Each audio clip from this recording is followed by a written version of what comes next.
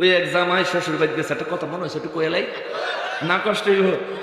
শ্বশুর বাড়ি গেছে নতুন জামাই, তো পয়লা পয়লা যে সময় বাংলাদেশ পাঙ্গাস মাছের চাষ হয়েছে, সে সময় তো পাঙ্গাস মাছের খুব চাহিদা ছিল। হ্যাঁ, তো জামাই গেছে শ্বশুর বাড়ি গেছে, পরে শ্বশুরে বড় দেখে একটা পাঙ্গাস মাছ আনছে, আনতে আনতে সন্ধ্যাবেলা আসরের নামাজের পরে মাগরিবের আগা আগে হয়ে গেছে।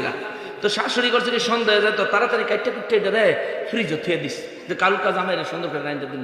এখন রাতের বেলা ভাত খাইতে বইয়া জামাইরে যখন তরকারি দিছে নি, জামাই খালি তরকারি ফাতিলা গাড়ে, প্লেট খালি গাড়ে। বউ কি হয়েছে? কয় বিশ্রাইতেছে। কি বিশ্রাম? বিশ্রাইতেছে। কি বিশ্রাম? তোর আর কই লাভ নেই, ফাইলে কইলে লাভ হইল। এখন বেটা যে হইছে ফাঙ্গাস মাছের লেগে বেড়া ধরাইতে ঘুমাইয়ে না। আমার শাশুড়ি কি আমার উপর নারাজ?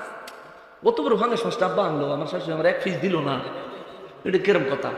রাগ টেস্ট করলাম, কতক্ষণ পরে নাকের ডাক গোর গড়ি ছাড়ছে, পাঙ্গাস।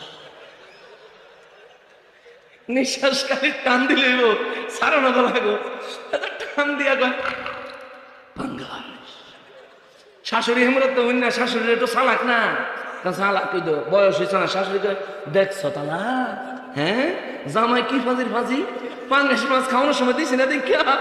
হ্যাঁ তো অনেক ফাঙ্গাস রাখ, তুই কার মাইয়া নিছ তাদের টের পাইছ না, টেরটা তোর অক্ষণ পাওয়াই দিমু। হ্যাঁ আবারও যখন টান দিয়া কয় পাঙ্গাস, শাশুড়িও টান দিয়া কয় কালকা খাইস, কালকা খাইস।